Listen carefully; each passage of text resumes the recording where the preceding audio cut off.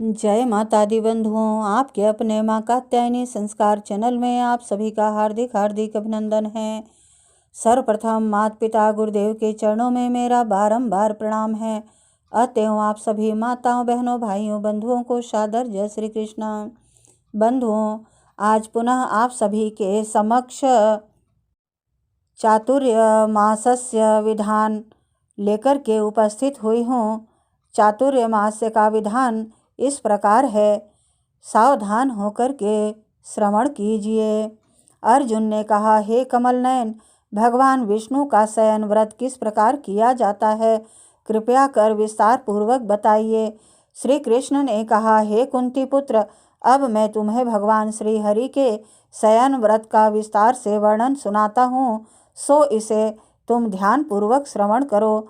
सूर्य नारायण के कर्क राशि में होने पर भगवान विष्णु शयन करते हैं, और जब सूर्य नारायण तुला राशि में आते हैं तब भगवान जागते हैं। लोंद अर्थात अधिक मास के आने पर भी विधि इसी प्रकार रहती है। इस विधि से अन्य देवताओं को शयन नहीं कराना चाहिए। आषाढ़ माह के शुक्ल पक्ष की एकादशी का विधान पूर्वक उपवास करना चाहिए। उस दिन विष्णु की मूर्ति बनानी चाहिए और चातुर्य मास का उपवास नियम पूर्वक करना चाहिए। चातुर्य मास का नियम पूर्वक उपवास करने के पूर्व सर्वप्रथम मूर्ति को स्नान कराना चाहिए। स्नान कराकर फिर श्वेत वस्त्रों को धारण कराकर तकियादार सैया पर शयन कराना चाहिए। उनका धूप दीप और नैवेद्य आदि से पूजन कराना चाहिए। भगवान का पूजन शास्त्र ज्ञाता ब्राह्मणों के द्वारा कराना चाहिए। विष्णु की इस प्रकार स्तुति करनी चाहिए, हे प्रभु, मैंने आपको शयन कराया है, आपके शयन से संपूर्ण विश्व सो जाता है। इस तरह भगवान श्री हरि के सामने हाथ जोड़कर प्रार्थना करनी चाहिए। हे त्रिलोकी के नाथ, हे त्रिलोकीनाथ, आप जब 4 माह तक शयन करें तब तक मेरे इस चातुर्य मास व्रत को निर्विघ्न रखें। भगवान विष्णु की स्तुति करने के उपरांत शुद्ध भाव से मनुष्य को दातून आदि के नियम को ग्रहण करना चाहिए। भगवान विष्णु के व्रत को आरंभ करने के 5 काल वर्णित किए गए हैं। देवशयनी एकादशी से लेकर देवोत्थानी एकादशी तक चतुर्मास उपवास को करना चाहिए। द्वादशी, पूर्णमासी, अष्टमी या संक्रांति को उपवास शुरू करना चाहिए और कार्तिक माह के शुक्ल पक्ष की द्वादशी को समाप्त कर देना चाहिए। इस उपवास के प्राणी सभी पाप नष्ट हो जाते हैं। जो मनुष्य इस उपवास को प्रतिवर्ष करते हैं वह सूर्य के समान देदीप्यमान विमान पर बैठकर विष्णु लोक को जाते हैं। हे राजन, अब आप इसमें दान का अलग अलग फल जानें। देव मंदिरों में रंगीन बेलबूटे बनाने वाले मनुष्य को 7 जन्मों तक ब्राह्मण की योनि मिलती है। चातुर्य मास के दिनों में जो मनुष्य भगवान विष्णु को दही, दूध, घी, शहद और मिश्री आदि पंचामृत से स्नान कराता है वह वैभवशाली होकर अनंत सुख भोगता है। श्रद्धापूर्वक भूमि, स्वर्ण, दक्षिणा आदि ब्राह्मणों को दान स्वरूप देने वाला मनुष्य स्वर्ग में जाकर देवराज के समान सुख भोगता है। विष्णु की स्वर्ण प्रतिमा बनाकर जो मनुष्य उसका धूप दीप पुष्प नैवेद्य आदि से पूजन करता है वह देवलोक में जाकर अत्यंत सुख भोगता है। चातुर्य मास के अंदर जो मनुष्य नित्य भगवान को तुलसी जी अर्पित करता है वह स्वर्ण के विमान पर बैठकर विष्णु लोक को जाता है। भगवान विष्णु का धूप दीप से पूजन करने वाले मनुष्य को अक्षय धन की प्राप्ति होती है। इस एकादशी से कार्तिक के महीने तक जो मनुष्य भगवान विष्णु की पूजा करते हैं उन्हें विष्णु लोक की प्राप्ति होती है। जो मनुष्य इस चातुर्य मास व्रत में संध्या के समय देवताओं तथा ब्राह्मणों को दीप दान करते हैं तथा ब्राह्मणों को स्वर्ण के पात्र में वस्त्र दान देते हैं वह विष्णु लोक को जाते हैं। भक्ति पूर्वक भगवान का चरणामृत लेने वाले मनुष्य इस संसार के आवागमन के चक्र से मुक्त हो जाते हैं। जो मनुष्य भगवान विष्णु के मंदिर में नित्य प्रति 108 बार गायत्री मंत्र का जप करते हैं वे कभी पापों में लिप्त नहीं होते।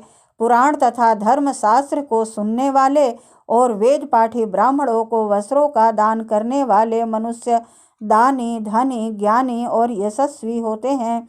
जो मनुष्य भगवान विष्णु या शिव जी का स्मरण करते हैं और अंत में उनकी प्रतिमा का दान करते हैं वे समस्त पापों से मुक्त होकर गुणवान बनते हैं। जो मनुष्य सूर्य नारायण को अर्घ्य देते हैं और समाप्ति में गोदान करते हैं वे निरोगता, दीर्घायु, यश, धन और बल पाते हैं। जो मनुष्य चातुर्य मास में गायत्री मंत्र द्वारा तिल से होम करते हैं और चातुर्य मास समाप्त हो जाने पर तिल का दान करते हैं उनके सभी पाप नष्ट हो जाते हैं और निरोग काया मिलती है तथा अच्छी संस्कारवान संतान की प्राप्ति होती है। जो मनुष्य चातुर्य मास व्रत अन्न से होम करते हैं और समाप्त हो जाने पर भी घी, कुंभ और वस्त्रों का दान करते हैं वे ऐश्वर्यशाली होते हैं। जो मनुष्य तुलसी जी को धारण करते हैं तथा अंत में भगवान विष्णु के निमित्त ब्राह्मणों को दान देते हैं वह विष्णु लोक को पाते हैं।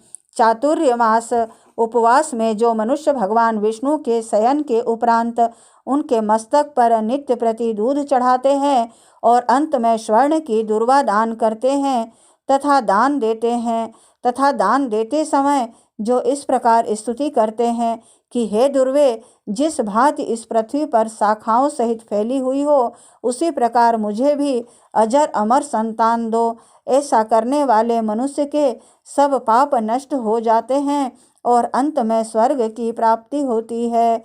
जो मनुष्य भगवान शिव या विष्णु का शयन कराते हैं उन्हें रात्रि जागरण का फल प्राप्त होता है। चातुर्य मास व्रत करने वाले मनुष्य को उत्तम ध्वनि वाला घंटा दान करना चाहिए और इस प्रकार स्तुति करनी चाहिए, हे प्रभु, हे नारायण, आप समस्त पापों का नाश करने वाले हैं। मेरे न करने योग्य कार्यों करने से जो पाप उत्पन्न हुए हैं कृपया करके आप उसको नष्ट कर दीजिए। जो मनुष्य चतुर्य मास उपवास के अंदर नित्य प्रति ब्राह्मणों का चरणामृत पान करते हैं वे सभी पापों तथा कष्टों से मुक्त हो जाते हैं और दीर्घायु होकर धनवान बनते हैं। चातुर्य मास में प्रजापत्य तथा चंद्रायण व्रत पद्धति का पालन भी किया जाता है। प्रजापत्य व्रत को 12 दिनों में पूर्ण करते हैं। व्रत के आरंभ से पहले 3 दिन 12 ग्रास भोजन प्रतिदिन लेते हैं, फिर आगामी 3 दिनों तक प्रतिदिन 26 ग्रास भोजन लेते हैं। इसके आगे के 3 दिनों तक 28 ग्रास भोजन लिया जाता है और इसके बाद बाकी बचे 3 दिन निराहार रहा जाता है। इस व्रत के करने से इच्छित मनोकामना पूर्ण होती है। व्रत करने वाला साधक प्रजापत्य व्रत करते हुए चातुर्य मास के हेतु उपयुक्त सभी धार्मिक कृत्य जैसे पूजन, जप, तप, दान, शास्त्रों का पठन पाठन तथा कीर्तन आदि करता रहे। तो हे धनुर्धन, इसी प्रकार चंद्रायण व्रत भी किया जाता है। अब इस चंद्रायण व्रत का विधान सुनो। यह व्रत पूरा महीना किया जाता है। पापों से मुक्ति के लिए किया जाने वाला यह व्रत घटता बढ़ता रहता है। इसमें अमावस्या को 1 ग्रास, प्रतिपदा को 2 ग्रास, द्वितीया को 3 ग्रास भोजन लेते हुए पूर्णिमा के पूर्व 14 ग्रास और पूर्णिमा को 15 ग्रास भोजन लेना चाहिए।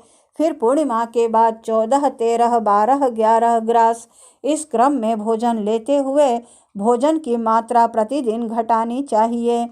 हे अर्जुन, जो प्रजापत्य और चंद्रायण व्रत करते हैं इन्हें यह लोक में धन संपत्ति, शारीरिक निरोगता तथा भगवान की कृपा प्राप्त होती है। इसमें कांसे के पात्र और वस्त्र दान की शास्त्रीय व्यवस्था है। चातुर्य मास के समापन पर दक्षिणा से सुपात्र ब्राह्मणों को संतुष्ट करने का विधान है।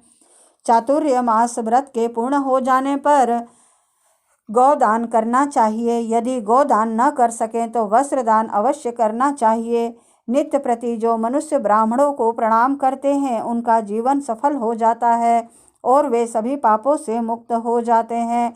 चातुर्य मास व्रत के पूर्ण होने पर जो ब्राह्मणों को भोजन कराता है उसकी आयु तथा धन में वृद्धि होती है। जो मनुष्य अलंकार सहित बछड़े वाली कपिला गाय वेद पाठी ब्राह्मणों को दान करते हैं वे चक्रवर्ती आयुवान पुत्रवान राजा होते हैं और स्वर्ग लोक में प्रलय के अंत तक देवराज के समान राज्य करते हैं। सूर्य भगवान तथा गणपति जी को जो मनुष्य नित्य प्रणाम करते हैं उनकी आयु तथा लक्ष्मी बढ़ती है और यदि गणेश जी प्रसन्न हो जाएं तो वे मनोवांछित फल पाते हैं। सूर्य और गणेश जी की प्रतिमा ब्राह्मणों को देने से समस्त कार्यों की सिद्धि होती है।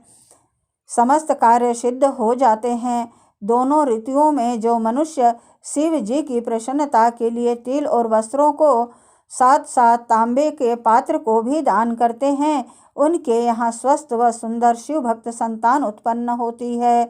चातुर्य मास के पूर्ण होने पर चांदी या तांबा पात्र गुड़ और तिल के साथ दान करना चाहिए।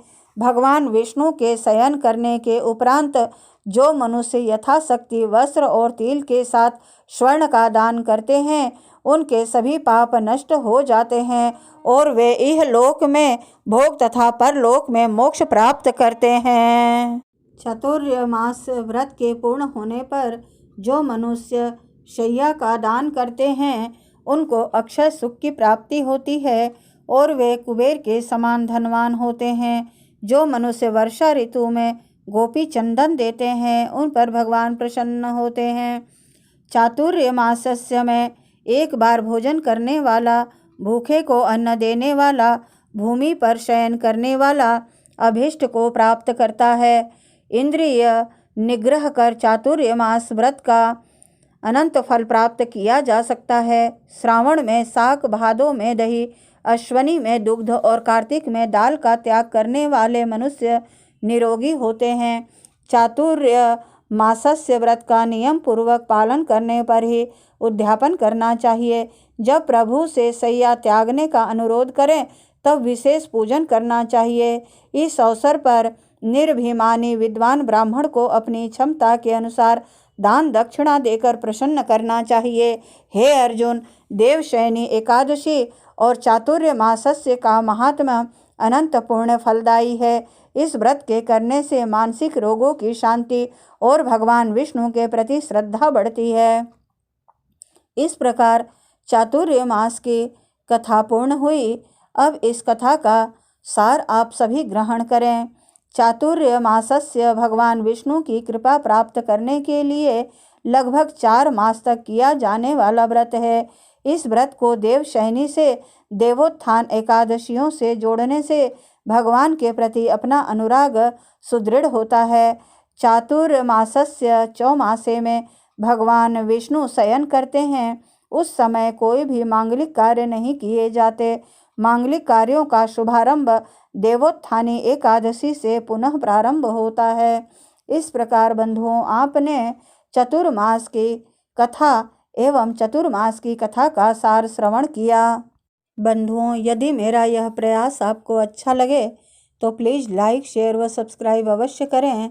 ओम नमो भगवते वासुदेवाय। लक्ष्मी नारायणाय नमो नमः। ओम नमः शिवाय।